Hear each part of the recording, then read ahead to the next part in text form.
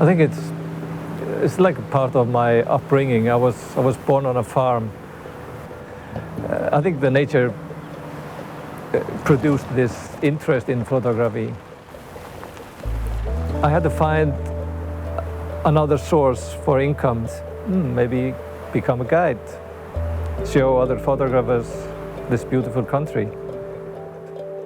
I guess it started there, just interest, nature in general. When I got into sports climbing and then later trad climbing and ice climbing, that really led me into the mountains, Starting guiding, doing the summit trips on the highest peak, and then that somehow led me to start glacier guiding. I did that for a decade or a little bit more. When I think about it, my childhood and growing up was not that exciting. It was a little bit boring.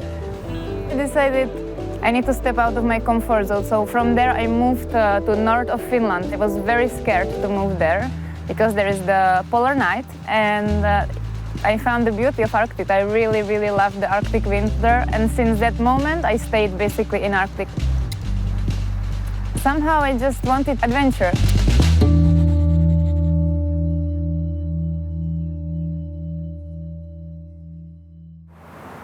It started booming at the best time possible. It was after the Eyjafjallajökull eruption, which happened in 2010. And after that, it's basically started growing. And then somehow Iceland became affordable to a lot of people. So there was a wave of people coming in.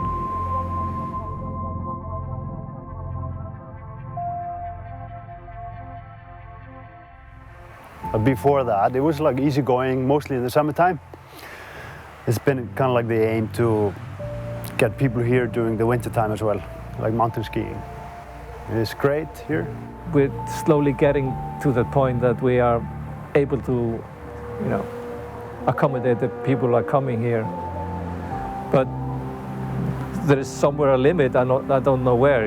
Is it 2 million? Is it 3 million tourists? I have the feeling that things have been going a bit too fast, so we haven't been able to catch up with, the steady increase of the flow of people coming in. So we have to work on infrastructure and really think about how we want things to be.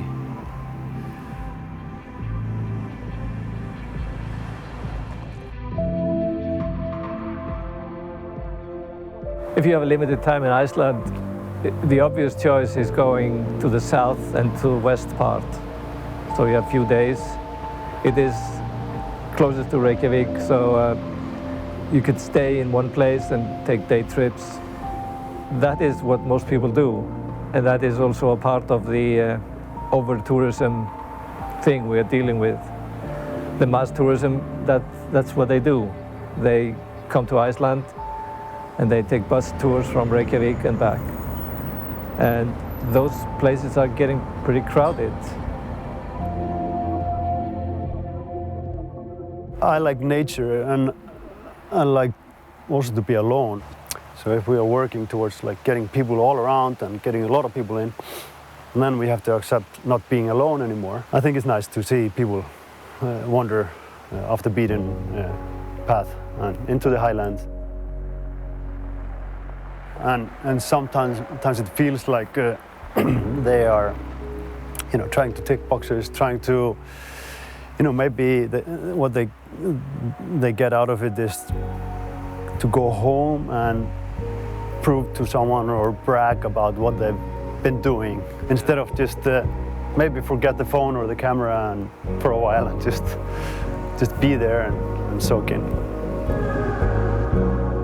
So I actually get to know the culture, the local people. I get to know the place properly, so I travel a lot and learn something about it, learn the history, maybe learn some basics of the language, which is impossible here in Iceland. But if you want to learn a little bit and see how it is in different places, I feel like you need to stay a little bit longer. If you stay longer, you can actually get more into the culture if that's what interests you. Sometimes it feels like they, think it's like Disneyland. It's something man-made. Yeah, well, it's man-made, but made for them. You know, it's not real people, but it's real people when we live here. Yeah, just be respectful wherever you are. Respect nature, respect the people. I mean, in the nature, it changes you. I feel like I change my priorities a lot. I see things a little bit differently, but I see the biggest change mentally, really. It's proven that it is good for mental health. And I often use the nature as a healing place, you know.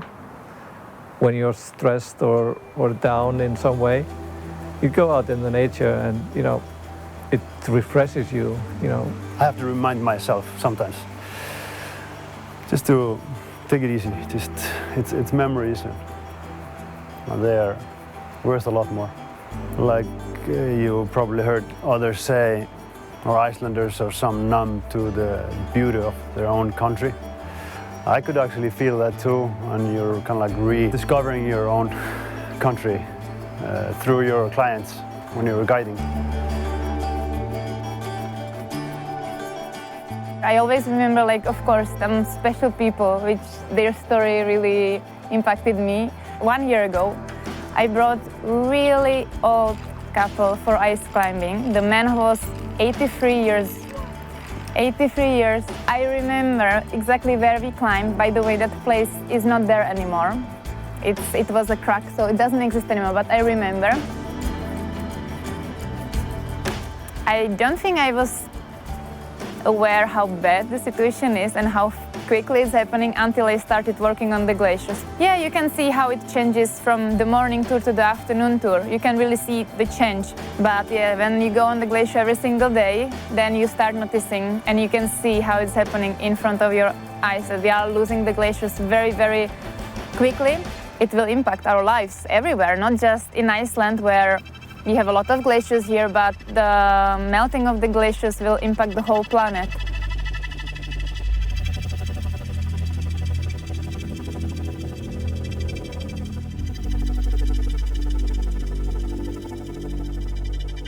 Being glacier guide is not just about taking people safely on the glacier, but also I feel like I need to tell them. 23 years ago, the ice was all the way up, and when you're actually standing on that place and you look up, you feel so small and you can actually see it. Definitely I try to educate them, and then usually they are curious about, okay, how can we stop it, which is not such an easy question, of course. The first step is them realizing it, because also there were people, many people on the tours which didn't know about what's happening, or they've never heard about global warming, or they didn't believe it.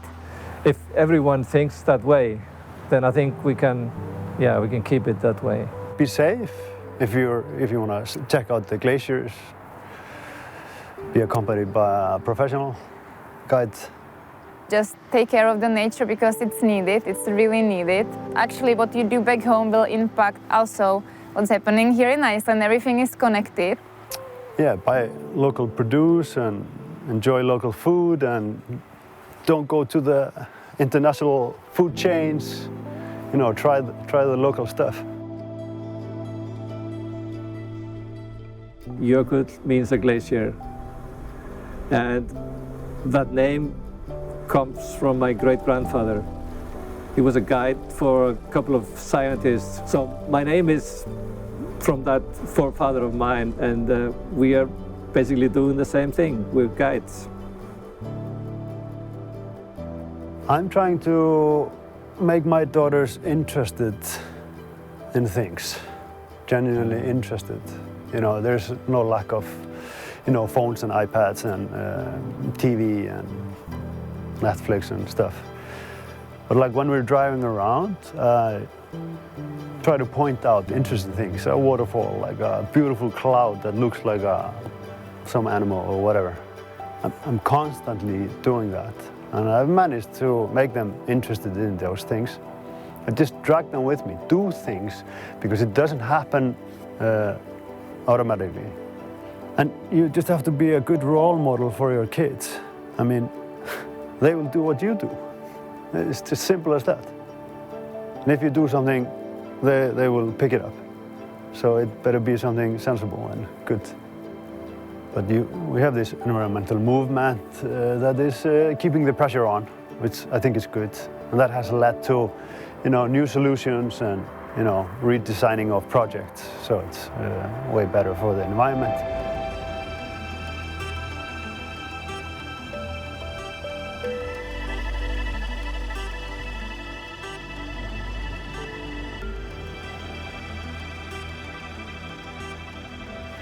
But it's genuinely my view that when it comes to all these environmental issues, on a global scale, in the end, nature will kick us out.